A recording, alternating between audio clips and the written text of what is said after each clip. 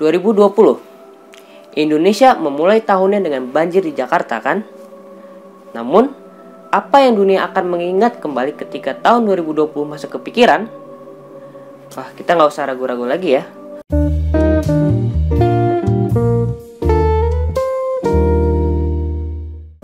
Menurut WHO, wabah penyakit coronavirus 2019-2020 atau dikenal sebagai wabah COVID-19 adalah peristiwa wabah penyakit coronavirus 2019.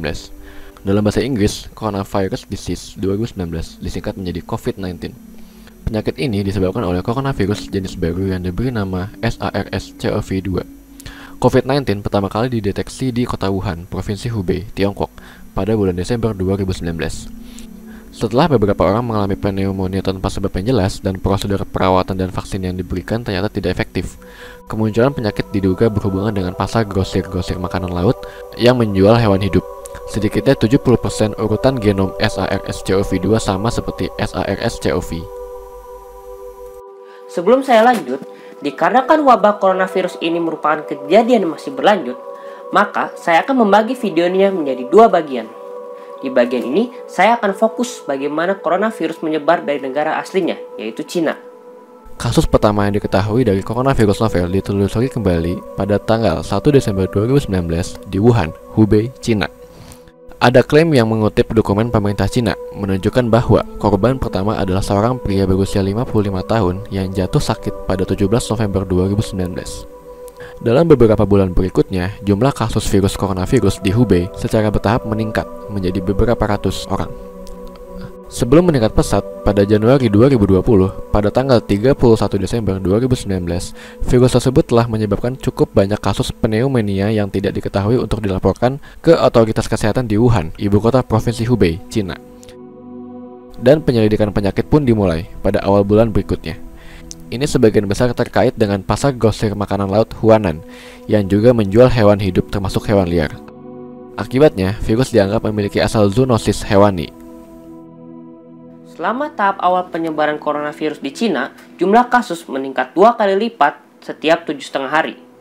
Pada awal dan pertengahan Januari 2020, virus telah menyebar ke provinsi-provinsi Cina lainnya, dibantu oleh migrasi Tahun Baru Cina atau Chinese New Year, dengan Wuhan menjadi pusat transportasi dan hub kereta api utama di Cina.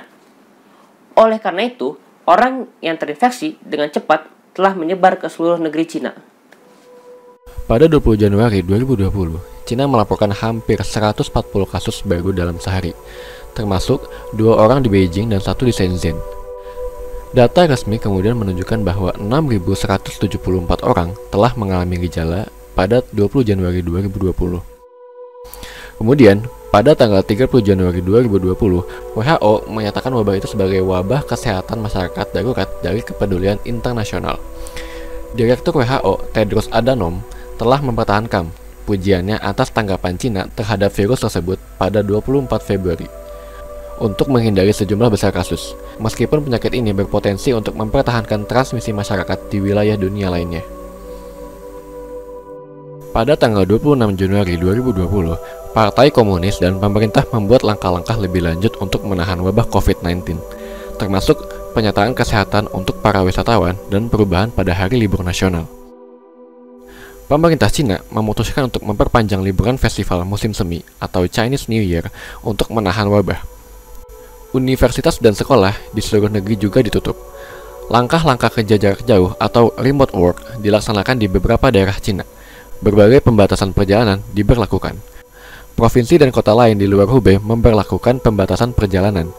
Transportasi umum dibatasi, dan museum di seluruh Cina ditutup sementara. Setelah wabah memasuki fase global pada bulan Maret, banyak siswa Cina yang belajar di Eropa dan Amerika Serikat telah kembali ke rumah karena kasus domestik harian baru di Cina menurun. Pihak berwenang Cina telah mengambil langkah-langkah tegas untuk mencegah virus mengimpor dari negara lain. Alhasil, Beijing telah memberlakukan karantina wajib 14 hari untuk semua pelancong internasional yang memasuki kota. Dampak coronavirus yang berasal dari Hubei sangat terasa pada seluruh aktivitas di Cina. Di antaranya, Chinese New Year, yaitu mudik besar-besaran di Cina, harus ditiadakan dahulu. Kemudian, banyak daerah-daerah turis ditutup seperti Forbidden City di Beijing, dan sekolah-sekolah di seluruh Cina harus ditiadakan. Setelah Cina, banyak negara mulai merasakan dampak dari wabah coronavirus seperti Italia, Iran, Amerika Serikat, dan lain-lain. Dikarenakan WHO telah mendeklarasikan wabah tersebut pandemik, banyak negara tidak siap untuk mengkontaminasi penyebaran pandemi coronavirus. Nah, bagaimana setiap negara akan menghadapinya? Nanti kita lanjutkan di part 2. Oke, saya Birabdin Sani. Jangan lupa like dan subscribe, dan sampai jumpa.